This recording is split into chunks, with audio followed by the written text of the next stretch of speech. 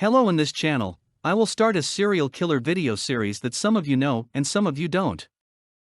This is my first video. In my first video, I'm going to talk about one of America's most brutal serial killers. He was thrown into a life of crime at the age of 8, he raped thousands of little boys and brutally killed 21 people. His name is Carl Panzram. He was born in a town in Minnesota in the summer of 1891. His family was Prussian immigrants. They lived in a farmhouse in Minnesota. When Carl was only 7 years old, his father left home and left them alone. Carl, who leads a different life from his peers, was only 8 years old when he committed his first crime of being drunk and disorderly. When he was 11 years old, he was caught stealing and went to correctional institution. He was beaten and sexually abused many times by the officials during his stay here. Carl set fire to a reformatory building at the age of 12. It does about $100,000 damage. Carl gives the following sentence for his days in the correctional home. "This world is a shithole, and I'm going to destroy it." He was released in 1906 on the condition that he remain in the custody of his mother. But it was clear that he would not stay with his mother. He ran away from home at the age of 15 and got on a train. He was raped by 4 vagrants on the train he was on illegally. With this event, there was not the slightest human love left in Carl's heart. Maybe all the crimes he would commit after this incident were a revenge for this. Carl applies to join the army at age 16 and is accepted, but here too, by not following the order, he breaks the discipline and steals. He is tried in a military court and sentenced to 3 years in prison. Carl returns to civilian life after his sentence ends and begins to commit incessant crimes. Involved in numerous cases of theft, arson and rape. He is caught for theft and goes back to prison. He manages to escape from prison, where he stayed for 6 months. The first thing he will do is steal again. He earned a large amount of money from this theft. He buys himself a yacht. The yacht he bought was a murder weapon. In 1920, he put 10 sailors on his ship with the promise of free drinks. It gets sailors drunk after a little opening.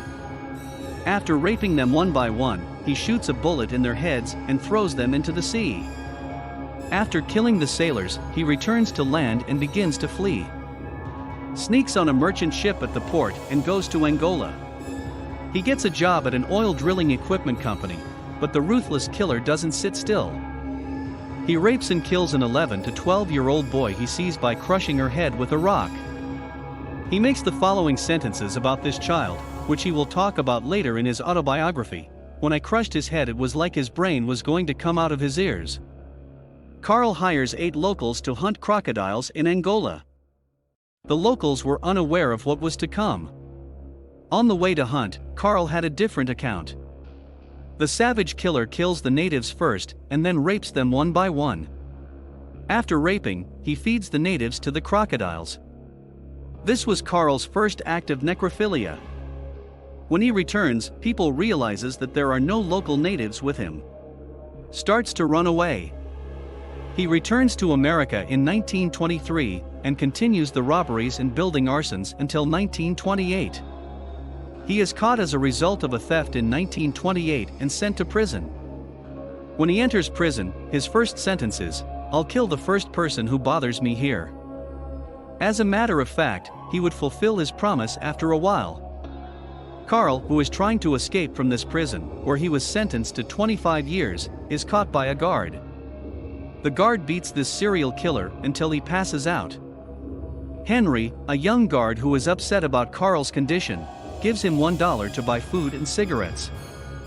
Thus begins a friendship between Carl and Henry. Carl asks Henry for pen and paper so he can write his autobiography. Henry gives the paper and pen.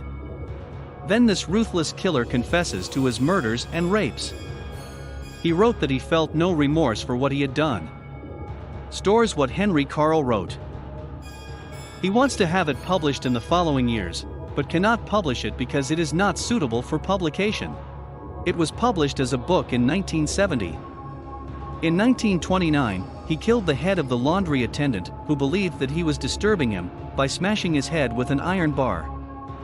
He has fulfilled his previous promise. He was sentenced to death in the first court he appeared in.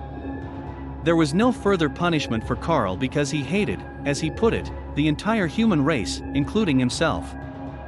This serial killer, who was sentenced to death in 1930, also threatens human rights defenders who try to prevent the execution. He didn't want the death sentence to be overturned.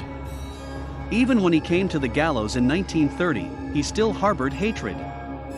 He turned to the executioner and said, "Hurry, you from Indiana bastard. I killed a dozen people while you were hanging around like an idiot." Thanks for watching my video. Don't forget to like and subscribe for more videos.